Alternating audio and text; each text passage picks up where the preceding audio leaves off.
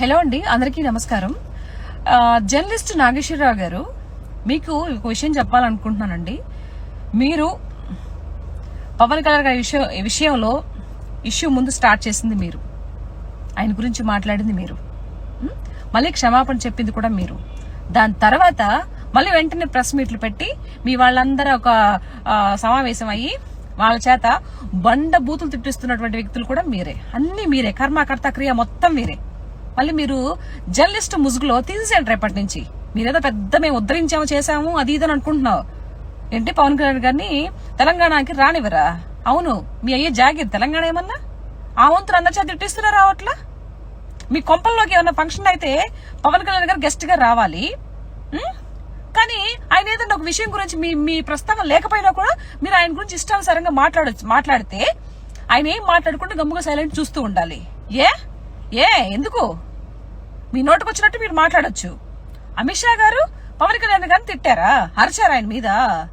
జగన్ గారు చాలా గొప్ప వ్యక్తులు, అట్లా మాట్లాడకూడదు అని నీకు చెప్పారా అమిత్ షా గారు? లేకపోతే నువ్వేమైనా విన్నావా?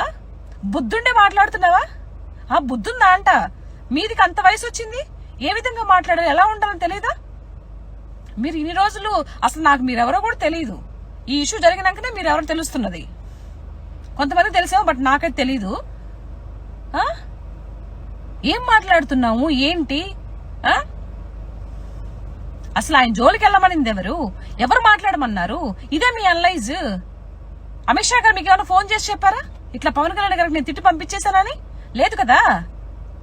ఎందుకంత నోరు పారేసుకుంటున్నారు? ఎందుకు అంత చేతి తిట్టిస్తున్నారు?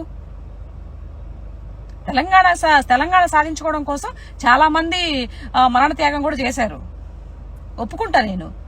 కానీ ఒక పర్సన్ మేము రానియము, మేము చేయనీము అనేసి పిచ్చ పిచ్చ వాగుళ్ళు వాగి ఆయన ఫొటోస్ మీద మీరు చెప్పులతో చేతులతో కొట్టడం, ఇది ఎంత నీచంగా ఉందంటే అంత నీచంగా ఉంది.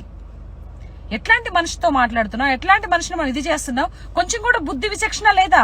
రానివ్వరా మీరు తెలంగాణలోకి? చూద్దాం ఎట్లా చేస్తారో తెలంగాణలోకి రానికుండా. మేము కూడా చూస్తాం. కొంచెమైనా మైండ్ తో మాట్లాడండి సార్.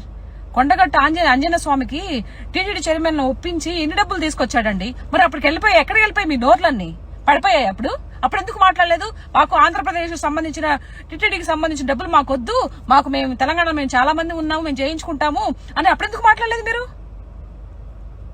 ఒక మనిషిని పట్టుకుని మీ ఇష్టానుసారంగా మాట్లాడతారా? తెలుసుకోండి. ఈ భూమి మీద ఎవడు శాశ్వతం కాదు. ఉన్న రోజులు ఉంటాము, నలుగురితో మంచిగా ఉండి పోతాం అంతే. అనవసరంగా గెలికి అనవసరంగా వాళ్ళ గురించి మాట్లాడి మళ్ళీ సారీలు చెప్పి మళ్ళీ అందరి చచ్చి తిడిపిస్తున్నారు చూడు. ఇది ఎంతమైన నీచమైన బుద్ధులు అంటే అంత నీచమైన బుద్ధులు. సో ఎప్పటికి కర్మ వదిలిపెట్టదు. దీనికి ప్రతిఫలంగా ఏదో రోజు మీరు అందరూ అనుభవిస్తారు. ఒక గొప్ప పర్సన్ మీరు తిట్టు కూడా తిడుతున్నారు. అది కరెక్ట్ కాదు. ఓకే, జై Shriram. Thank you so much.